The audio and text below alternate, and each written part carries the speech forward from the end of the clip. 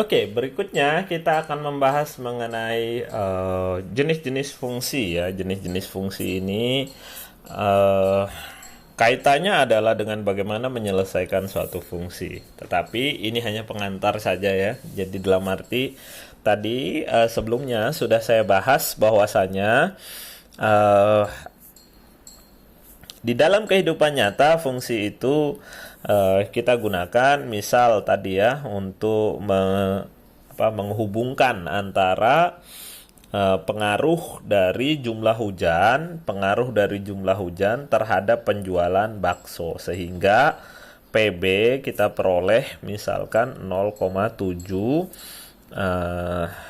jumlah hujan ditambah misalkan penjualan bakso ya 3 ditambah 3 misalkan. Nah, sehingga setiap minggu ya ini misalkan setiap minggu jumlah penjualan bakso itu 0,7 dikali dengan jumlah hujan ditambah dengan 3. 7 kali saja ya. 7 kali jumlah hujan ditambah dengan 3. Misalkan seperti ini fungsinya begitu ya.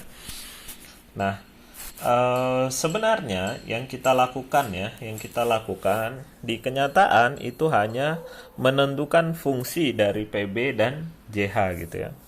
Fungsi dari PB dan JH ini bisa beragam ya. Jadi misalkan sebut saja fungsi PB dan PB.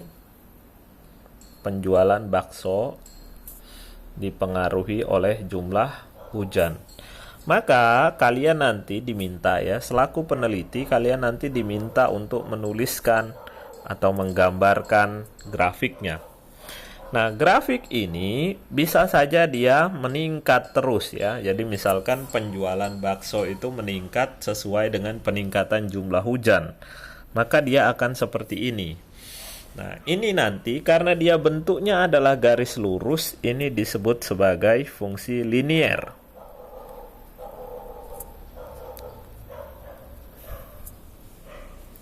Fungsi berikutnya yang kalian perlu ketahui adalah jika yang diperoleh itu adalah fungsi yang gambarnya seperti ini. Jadi dia pertama dia meningkat secara sedikit ya.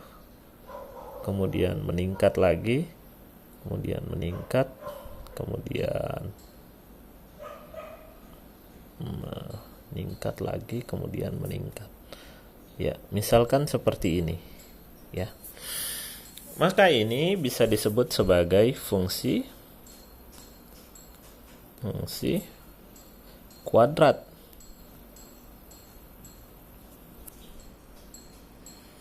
Ya.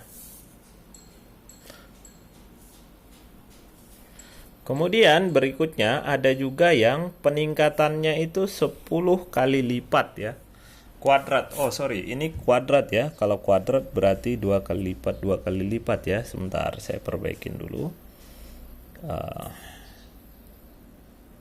Ini ya. Ya, saya perbaikin dulu. Oke, jika kuadrat berarti 1, misalkan 1 kuadrat 1, 2 kuadrat itu ada di angka 4 begitu ya. Kemudian 3 kuadrat itu ada di angka 9 ya. Berarti berapa nih? 1, 2, 3, 4, 5, 6, 7, 8, 9. Nah, sehingga kuadrat itu fungsinya seperti ini ke atas.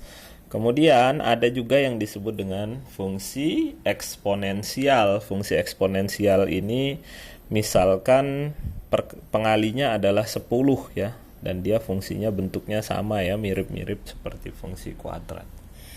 Nah, ini fungsi eksponensial.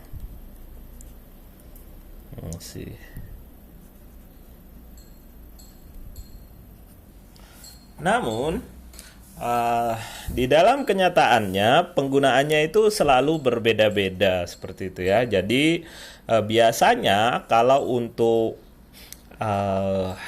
peningkatan jumlah penduduk, peningkatan jumlah sel, kemudian peningkatan jumlah makhluk hidup, Biasanya kalau untuk yang urusan makhluk hidup, itu yang paling sering digunakan itu adalah fungsi eksponensial, seperti itu ya. Namun dalam kasus-kasus ekonomi, itu paling sering itu adalah fungsi linier ya, atau fungsi garis lurus. Nah, nanti kita akan bahas yaitu mengenai fungsi linier ya. Apa itu fungsi linier dan bagaimana kita mendapatkan persamaan garis lurus, itu akan kita bahas di materi berikutnya. Oke?